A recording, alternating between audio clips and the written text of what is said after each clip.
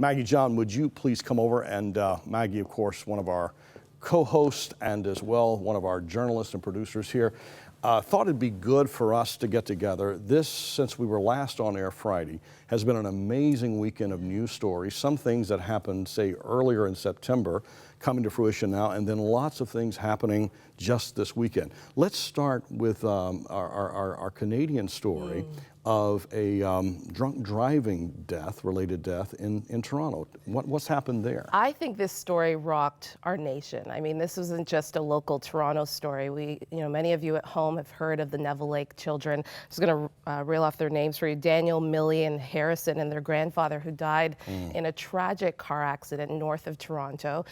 Their grandfather was, as I said, was also in the car. And this just hurt a lot of people. There were visitations yesterday. Over hundreds of people came to pay respects to this family.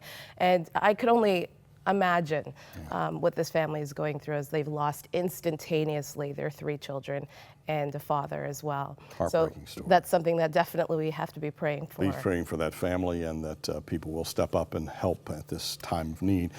Let's go out to the western part of the United States, to Oregon, a community college there in kind of a rural area of Oregon.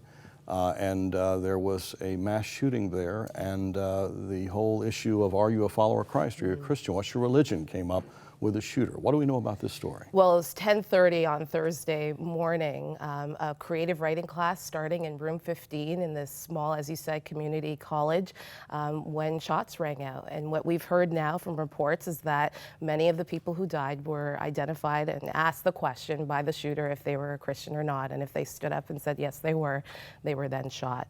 And so this has definitely rocked, obviously, the Christian community, the community in general. It's a small town of Roseburg is only about 20,000 people.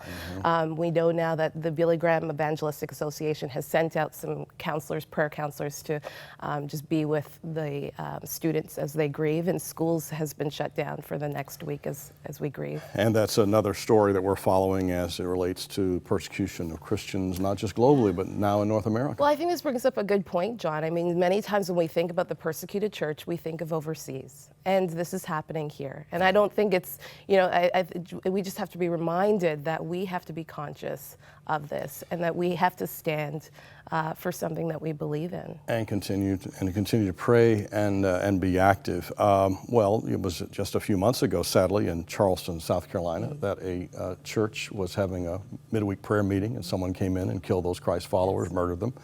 Then, of course, Columbine as well. But when I think of Charleston, now Charleston over the weekend is underwater. Yes. Floods because of massive rain in the eastern seaboard. Well, they say that they probably won't see this flood for another 1,000 years. And there have been a couple of deaths so far. So definitely, I mean, we have to pray for that city as well, as they are also. And then globally, over the last few days, we see now Russia engage the Middle East like never before, arguably. They're in Syria flying, and we'll have a ground presence there too, flying around with their Air Force, invited in by Syria. And here we find ourselves with Russia just a few minutes flight when they're fighters away from the Israeli border, and Bible prophecy rings true here.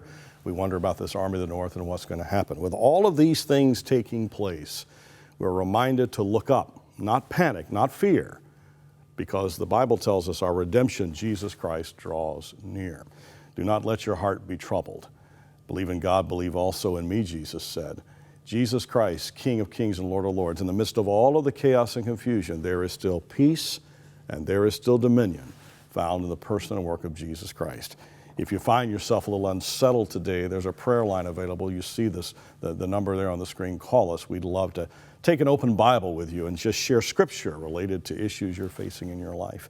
We want to be here for you. I want to be here to talk about these stories. We're going to keep you updated throughout the month. Maggie, thanks for being with us.